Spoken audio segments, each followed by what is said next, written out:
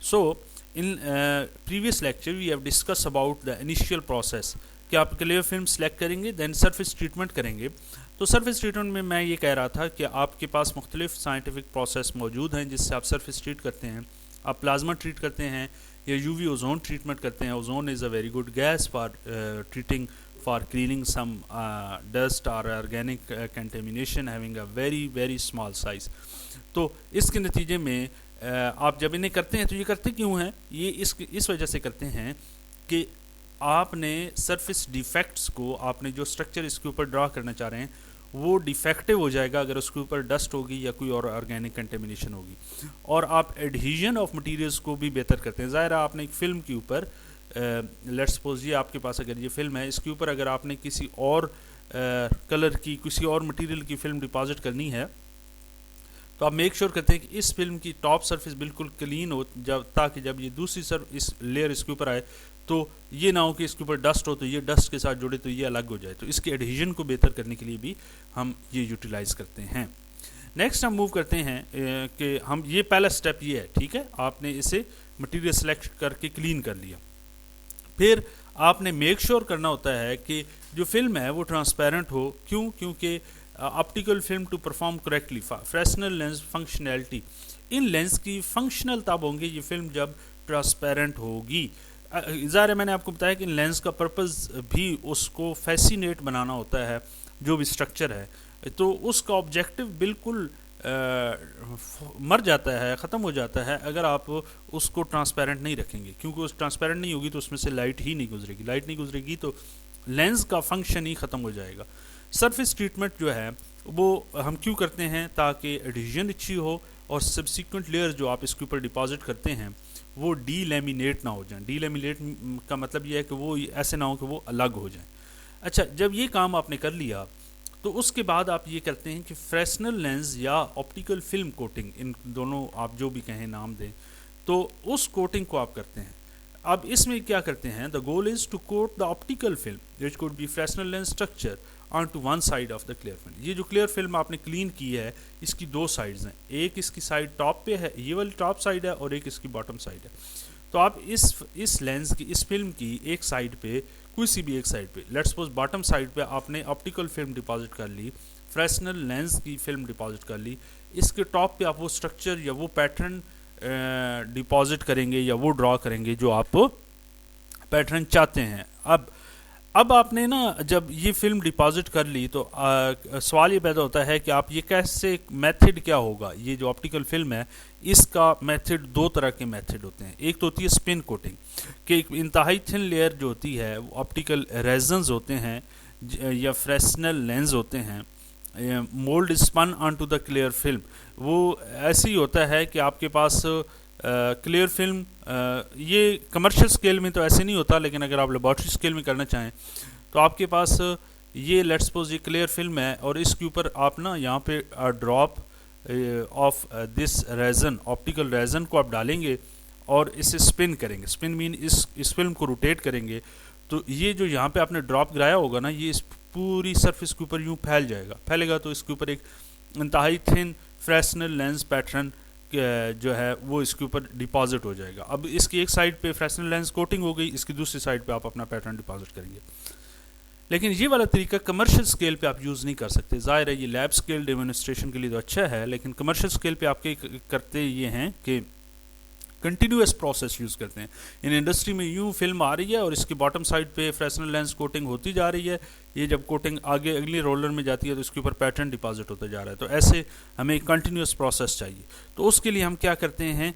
ग्रेव्यूर coating करते हैं, slot die coating to deposit the optical. तो ये वाले कोटिंग प्रोसीजर्स हैं जिनकी मदद से आप उसके ऊपर ये वाली कोटिंग करते हैं कंटिन्यूसली। ये इंडस्ट्री स्केल पे आप करते हैं कमर्शियल पर्पसेस के लिए। अच्छा, अब हम अगर आगे चलें तो आगे ये है कि आपने जब ये इसकी साइंटिफिक रीज़न क्या है? Coating material for Fresnel lens should be have specific optical properties, refractive index and transparency to achieve the desire lensing effect. जिस तरह का आपको लेंसिंग इफेक्ट आप प्रोड्यूस करना चाह रहे हैं अपने उस स्ट्रक्चर्स के अंदर, अपने उस फीचर के अंदर, पैटर्न के ऊपर या लोगोस के अंदर, तो उसी तरह के आपको रिफ्रैक्टिव इंडेक्स को ऑप्टिमाइज करना पड़ेगा। और दूसरी बात यह है, precision is very important in coating thickness is critical for optical Fresnel lens formation. कोई भी ये जो फिनोमेना क्रिएट करना है ना, ऑप्टिकल फिनोमेना है ना, ये बुनियादी तौर पे फ्रेसनेल लेंस कोटिंग का, तो उसके लिए आपको कोटिंग थिकनेस जो है उसको भी ऑप्टिमाइज करना है। अब ये ऑप्टिमाइजेशन कैसे होगी, ये ज़ाहिर है ये इंडस्ट्रियल प्रैक्टिसेस होती हैं और आप मल्टीपल रैंडमली कर रहे होते हैं। जब आपका एक एस्टैब्लिश प्रोसेस एस्टैब्लिश हो जाता है तो फिर आप उससे अपना स्टैंडर्ड मान लेते हैं और इसके स्टैंडर्ड मौजूद होते होंगे इंडस्ट्री में। आई डोंट नो एग्जैक्टली कि कौन कौन से स्टैंडर्ड हैं इस हवाले से, लेकिन कहने का मकसद ये है कि ये मौजूद होते हैं। उसके बाद जब आपने एक साइड पे आपने फ्रेसनेल लेंस जो ऑप्टिकल कोटिंग कर ली, फिर आप ये करते हैं कि नैनो इम्प्रिंट लिथोग्राफी प्रोसेस शुरू करते हैं। बॉटम साइड पे आपने ऑप्टिकल कोटिंग कर ली, अब इसकी आप टॉप साइड पे यहाँ पे जो कोटिंग करनी है वो करेंगे। उसके अब प्रोसेस हम पढ़ने लगे हैं। तो आप सबसे पहले इसके ऊपर जो भी पैटर्न बनाना है आपने मास्टर स्टैंप बनानी है। मास्टर स्टैंप बोले तो उसी तरह की स्टैंप है जैसे हम नॉर्मली डॉक्यूमेंटेशन में पुराने दौर में यूटिलाइज़ करते थे, आजकल भी सम कुछ जगहों पे इस्तेमाल होती है। तो ये जो मोल्ड या मास्टर स्टैंप होता है, इससे हम ये करते हैं कि इसके अंदर आपके पास वो इंग्लिश नेम होता है, वो डिज़ाइन होता है, या वो पैटर्न होता है, वो लोगो होता है, वो टेक्स्ट भी हो सकता है, वो पैटर्न भी हो सकता है, उसको हम क्रिएट करते हैं। और ये क्रिएशन कैसे होती है, ये क्रिएशन बहुत ज़रूरी है।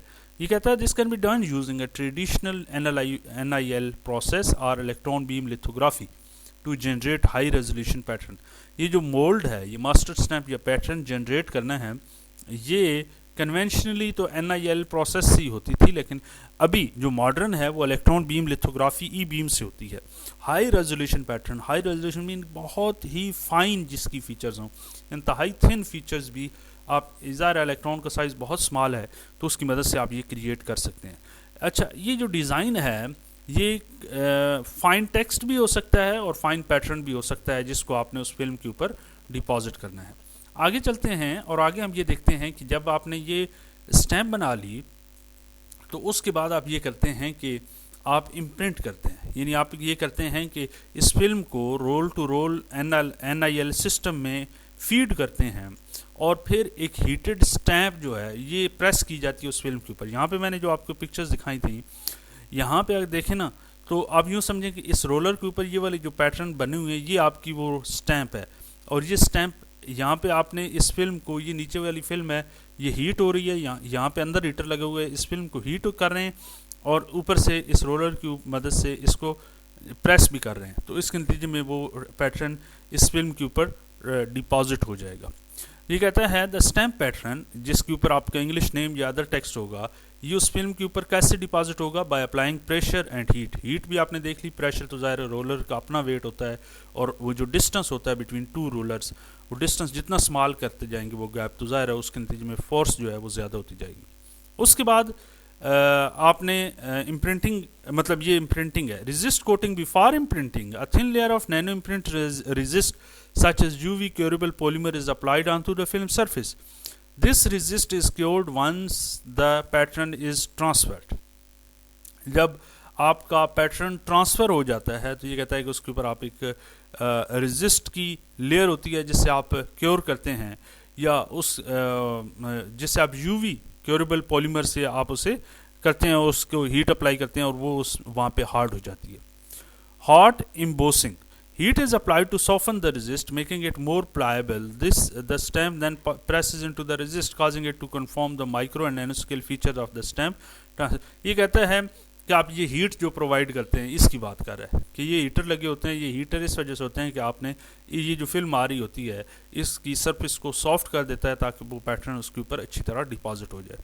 जब ये फिल्म, ये पैटर्न इसके ऊपर आके यहाँ से बाहर आता है इस रोलर से, तो यहाँ पे इसे कलेक्ट करना होता है। अब कलेक्शन से पहले इसे आपने कूल करना होता है और सॉलिडिफाई करना होता है। आफ्टर इम्प्रिंटिंग जो रेजिस्ट होता है, जो फोटो रेजिस्ट या हीट रेजिस्ट आप लगाते हैं, उसको कूल करते हैं और पैटर्न को सॉलिडिफाई होने देते हैं उस फिल्म के ऊपर। अब आपने ये करना होता है, रेजिस्ट को रिमूव कर देते हैं। After imprinting any residual resist that did not transfer can be removed using a solvent और एचिंग मेथड। तो आप उस रेजिस्ट को रिमूव कर लेते हैं। यहाँ पे मैंने आपको दिखाया